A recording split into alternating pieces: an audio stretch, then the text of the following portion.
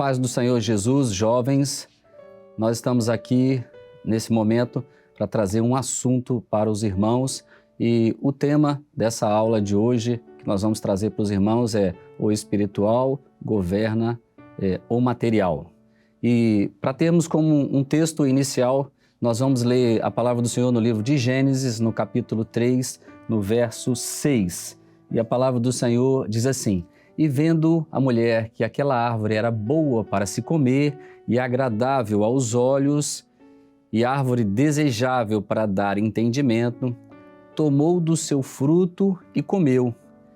E deu também a seu marido, e ele comeu com ela. Bom, aqui nós começamos por esse texto no livro de Gênesis, mas para mostrar uma coisa para os irmãos. O espiritual foi aquilo que Deus determinou, aquilo que Deus plantou. O Éden era perfeito para o homem, não faltava nada. Mas nessa passagem, no capítulo 3 de Gênesis, está relatado um momento em que o homem, na figura da mulher ali e o homem, foram tentados naquele ambiente perfeito. E nesse ambiente perfeito, plantou-se uma semente no coração do homem de que existia falta de alguma coisa. E o que faltava? Se, olhando para os lados, tudo Deus tinha providenciado para o homem. O homem governava e o homem guardava aquele lugar em que Deus estabeleceu para ele viver, o Éden. Então, o que entra nessa hora com essa proposta do tentador é a ausência de alguma coisa na vida do homem. E o homem foi tentado dessa forma.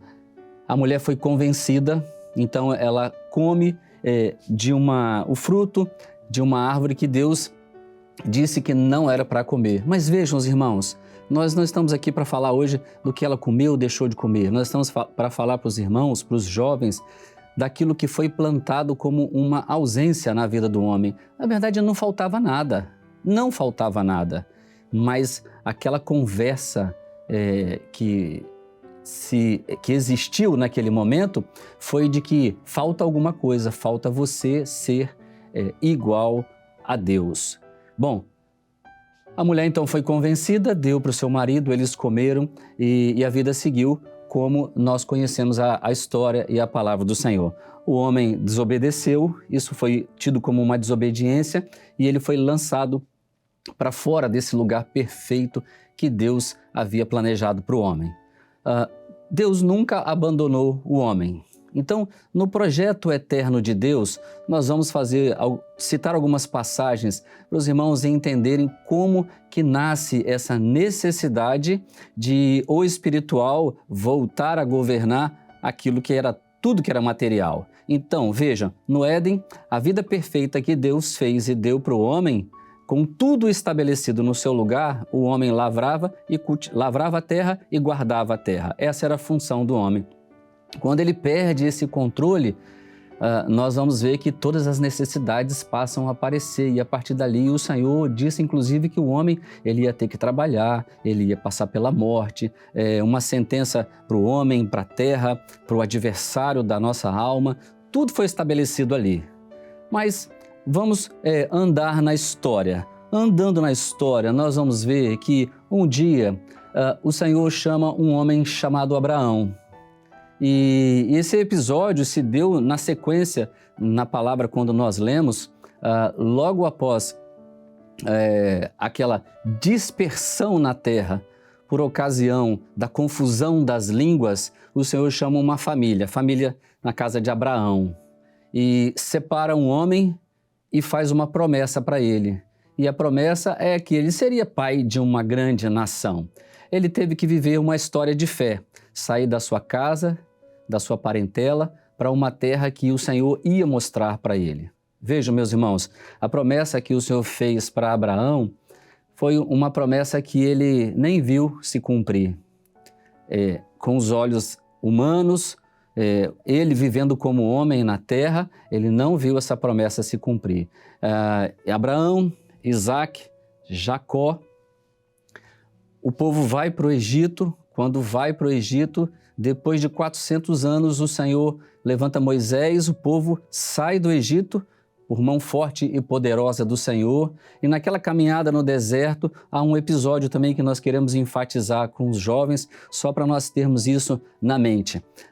Na caminhada que Deus propôs para Moisés, teve um determinado momento em que Moisés fala bem assim com o Senhor: Senhor, se o Senhor não for conosco, não nos faça subir dessa terra.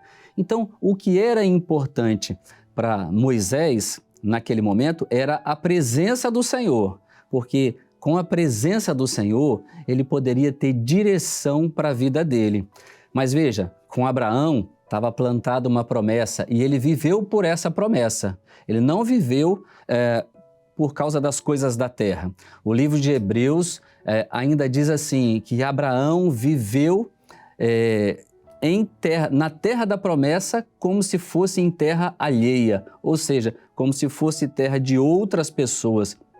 Não era a sua terra, mas era, na verdade, a terra da promessa. Então, ele não teve muita evolução, ele não teve conquistas de estabelecer um povo naquela terra.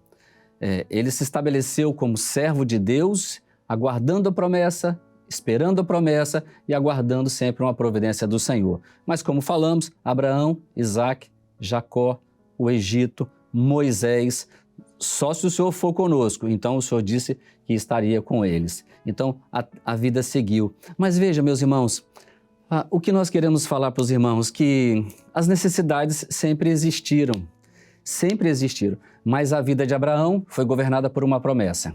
A vida de Moisés foi guiada pela presença do Senhor e com sinais no meio do povo. Esse era o objetivo, esse era o propósito de vida. E o Senhor queria, então, a partir de Abraão, formar uma nação. Então, tudo que se deu na vida do povo de Israel foi por conta de um propósito revelado pelo Senhor a Abraão, que uma nação e um povo fosse estabelecido. Então, tudo que aconteceu na vida do povo de Israel era para se estabelecer um povo, uma terra e uma nação ali, a nação do povo de Deus. E o Senhor usaria aquele povo para anunciar o amor dele a todo mundo. Então, o que acontece na história? Em um belo momento, a Bíblia revela, então, começa a nos dizer que o enviado de Deus, o Messias, vem a este mundo, traz boas novas, mas vejam, logo no início do ministério dele, há um episódio que aquilo que aconteceu como implantação de necessidade no coração do homem, ele volta aqui agora, logo no início do ministério de Jesus. Jesus, ele é batizado nas águas, o Espírito Santo veio sobre ele e a Bíblia diz que naquele momento o Espírito de Deus o levou para o deserto para tentá-lo. E passado aquele período no deserto, a Bíblia diz que ele teve fome. Mas vejam, meus irmãos, aquilo que nos tenta até hoje como jovens foi aquilo que aconteceu no Éden e aquilo que volta a acontecer nesse momento com o Senhor Jesus. O que, na verdade, o tentador veio fazer com Jesus? Bom, se ele teve fome, o que ele tinha? Ele tinha uma necessidade para esta vida. Então, o tentador naquela hora, ele vem e fala bem assim, faz as pedras virarem pães. Mas eu pergunto para você que é jovem, será que a necessidade de Jesus era de fato comer pão naquela hora? A necessidade de Jesus não era comer o pão. Jesus tinha um compromisso maior por causa de uma história dele como Cristo, como o Messias, que foi escrita na eternidade e que ele veio cumprir. Então, o propósito dele, o projeto de Deus para a vida do Cristo, de Jesus Cristo na terra, era viver uma vida como homem, porque o Verbo se fez carne e habitou entre nós, e ele viver o propósito de Deus. Então, quando a necessidade que ele tinha como homem foi ofertado para ele uma solução, ele falou bem assim, nem só de pão viverá o homem. Então, por que ele disse isso? Ele disse isso porque estava profetizado desse jeito, que nem só de pão viverá o homem. Mas vejam, meus irmãos, tem uma passagem no encontro de Jesus com a mulher samaritana, os discípulos saem, entram na cidade para comprar comida e depois esse diálogo volta com os discípulos depois de ter conversado com a mulher samaritana. E ele explica para os discípulos, olha, vou falar uma coisa para vocês. Sabe qual é a minha verdadeira comida? Ele fala bem assim, uma comida eu tenho para comer. A comida que eu tenho para comer é fazer a vontade do meu Pai. Então veja, Jesus aqui numa passagem até cronologicamente escrito na Bíblia assim, até depois desse episódio que nós estamos falando da tentação, mas ele já sabia de todas as coisas, que a comida que ele tinha para comer era fazer a vontade do Pai. Ele estava comprometido com um projeto. Então a necessidade humana, ele teve fome, apareceu, mas o compromisso com o projeto era maior. Num segundo momento aqui, nessa tentação dele mesmo, é oferecido para ele todos os reinos da terra. Se prostrado me adorares, você então eu te dou todas essas coisas. A Bíblia fala bem assim, que o tentador diz, porque a mim me foi dado. E foi dado a ele quando ele ganha a batalha do Éden contra Adão e Eva, porque cederam a proposta dele, né? Então, vejam, meus irmãos, Jesus, por que ele ia ficar com aquela proposta de ter os reinos da terra? Mais tarde ele vai dizer bem assim, toda a autoridade no céu e na terra me foram dadas, são minhas. Por que eu vou cair? É como se nós tivéssemos um bilionário, imagine você, jovem, bilionário sendo tentado com uma nota de R$100. Não faz sentido nenhum isso. E é a mesma coisa para Jesus. A autoridade eterna dada a ele no céu e na terra, e alguém aqui dizendo para ele o seguinte, olha, eu te dou tudo aqui na terra. Não faz sentido isso. Mas por que não faz sentido? Porque Jesus sabia que dentro do projeto eterno de Deus, toda a autoridade no céu e na terra já eram dele. Então veja, existia uma história escrita. No último momento ele fala bem assim, se lança daqui do pináculo. Veja, aí era para distorcer de vez aquilo que era o projeto na vida de Jesus. Por quê? Jesus veio viver a vida como homem, ele não veio viver a vida como Deus aqui na terra. Ele veio viver a vida como homem, manifestar o seu amor, a natureza divina do Pai, vivendo a vida como homem cheio do Espírito Santo. Não obstante, ele sim, sempre tenha sido o Filho de Deus, mas aqui ele vivia como homem na terra. Então veja, se ele aceita essa proposta de dar ordem aos anjos, ele teria naquela hora ali todo o convencimento do povo judeu, não precisava de mais nada, esse é o Messias, ele deu ordem, apareceu um monte de anjos, salvou ele desse salto do pináculo, mas ele não fez isso. Ele repreendeu o tentador porque ele tinha um plano, ele conhecia o projeto, ele conhecia o plano de Deus, do Pai dele, para a vida dele como homem na terra. E quando a gente conhece todo o projeto de Deus, quando nós passamos a entender, a dar ouvidos à voz do Espírito Santo, jovem, nós começamos a resolver muitas questões como jovens na nossa vida. Eu posso dizer isso porque hoje eu tenho uma certa idade, já passado da vida de jovem, mas eu também fui jovem nesta obra e eu sei sim como as coisas acontecem e como nós vivemos isso. Então vejam, meus irmãos, ser batizado com o Espírito Santo é uma experiência que não pode faltar na vida dos jovens, porque eu quero que o espiritual governe o material. Então eu não posso deixar de entender uma coisa, eu fui predestinado para ser filho de Deus. No meio do caminho, eu posso ser pedreiro, engenheiro, carpinteiro, eu posso ser médico, eu posso ser jornalista, eu posso ser qualquer uma coisa na minha vida, mas eu, na origem, fui predestinado para ser filho de Deus.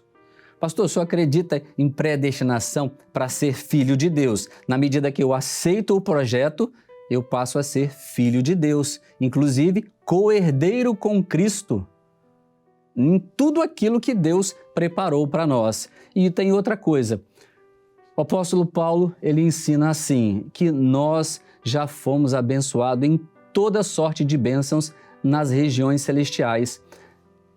E como isso resolve a nossa vida, essa compreensão em achar esses textos na palavra de Deus, resolve então a nossa situação. Resolve, sabe por quê, meus irmãos? A palavra diz assim, busca primeiro o reino de Deus e a sua justiça e as outras coisas serão acrescentadas. Então, quando o Senhor Jesus ensina isso para os discípulos, ele está dizendo o seguinte, se a gente se compromete com o reino de Deus, tudo o que a gente precisa vai ser acrescentado na nossa vida, não vai faltar nada. Então, o dia que eu tenho que decidir na minha vida como vai ser a minha profissão, eu vou escolher a minha profissão e orar ao Senhor, eu vou entrar no meu quarto, no secreto, e vou dizer assim, Pai, seja feita a tua vontade na terra, assim como ela foi estabelecida no céu. Então me revela isso, me mostra isso agora, porque eu preciso seguir, eu preciso amadurecer no entendimento, na vida, na compreensão e no meu testemunho de filho de Deus andando sobre a terra. Então o projeto principal nosso é de nos tornarmos filhos de Deus. Como que eu faço isso? Eu aceito Jesus no meu coração, eu sou batizado com o Espírito Santo. Eu busco essa bênção. Então, quando o Espírito de Deus cai sobre a nossa vida, a Bíblia diz assim, e deu-lhes o poder de serem feitos filhos de Deus. Então, o batismo com o Espírito Santo te habilita a uma genealogia do céu. E aí nós somos incluídos nesse projeto, e quando somos incluídos nesse projeto, agora eu tenho um outro propósito. Qual é a minha missão na face da terra? Eu tenho que testemunhar de quem é meu Pai Celestial, porque outros irmãos precisam compreender, saber que Ele está vivo, que existe uma promessa, que tem um propósito eterno na minha vida, mas uns vão ser médico, engenheiro, padeiro, pedreiro, do jeito que nós falamos, mas em meio a essa atividade nossa, o espiritual, ele precisa governar aquilo que é material. E quando eu penso, eu vou casar, como é que vai ser isso? Eu estou ansioso. Olha, calma, sabe o que vai governar isso também na nossa vida? É o espiritual. Sabe por quê? Porque a Bíblia diz assim como Cristo é a igreja, o marido é a mulher. Então, peraí, eu vou dar testemunho, eu vou casar para quê? Eu vou casar para eu dar testemunho de quem é Cristo e de quem é a igreja, com a minha futura esposa. Então, o espiritual, ele continua governando aquilo que é material. As coisas do dia a dia, elas vão acontecer, elas serão acrescentadas se o reino e a justiça são compreendidas e buscadas. Então, veja, como que eu vou resolver então toda essa busca na minha vida, aquilo que eu preciso resolver? Eu tenho que colocar em primeiro lugar que eu preciso ouvir a voz do Espírito Santo de Deus. Eu coloco isso em primeiro lugar, vou ouvir a voz do Espírito Santo de Deus e todas as coisas, elas vão entrar em ordem. Então, aquilo que nós temos que estudar, jovem, aquilo que você tem que resolver como família, aquilo que você precisa resolver como constituição do seu lar, a sua profissão, todas as coisas. O espiritual, ele vai governar o material. Então, numa forma bem sucinta, eu queria deixar essa palavra aqui para os irmãos e fazendo menção de novo a Abraão e a Moisés. Abraão, se nós compararmos o que ele tinha de disponível para ele no tempo que ele viveu, tecnologia? Não. Um sistema de ar-condicionado? Também não.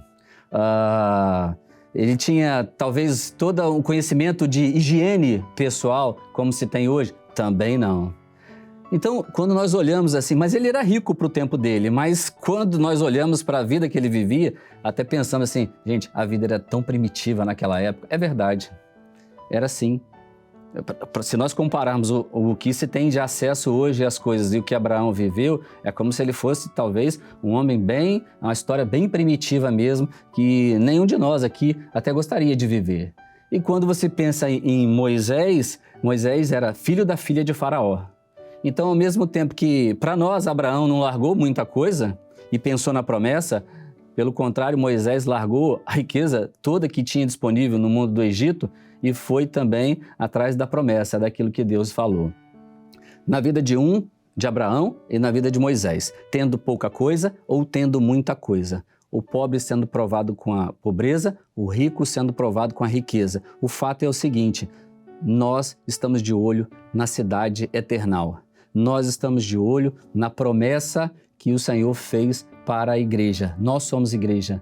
nós temos uma responsabilidade na face da terra, anunciar a morte de Jesus até que Ele venha. Por quê? Porque Ele está vivo e Ele vai voltar. Então, em meio a todas essas circunstâncias, as necessidades que eu tenho na vida, nós não podemos deixar que o material governe o espiritual. Não, pelo contrário, o espiritual governa o material. E isso vai fazer com que você, jovem, trilhando o caminho da salvação, encontre sua felicidade. Sua felicidade não está fora do caminho.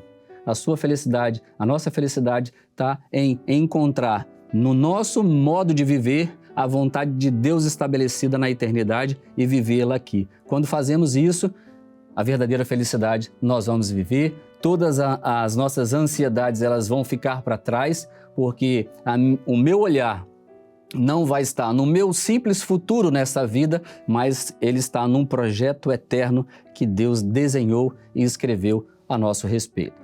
Coloque essa palavra no seu coração, medita, guarda. Se precisar ouvir de novo, entender, buscar esses textos, faça isso, que o Senhor vai te abençoar.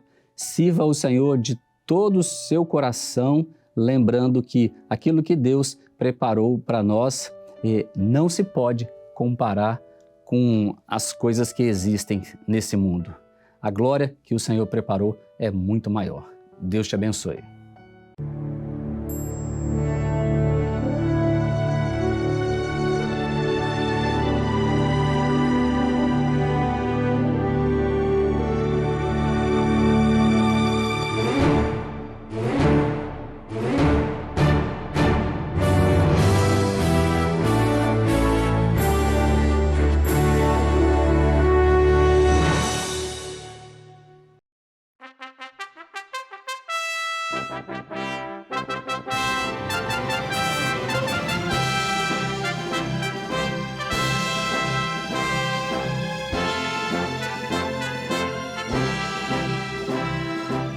TV Manaim, uma TV para você ver.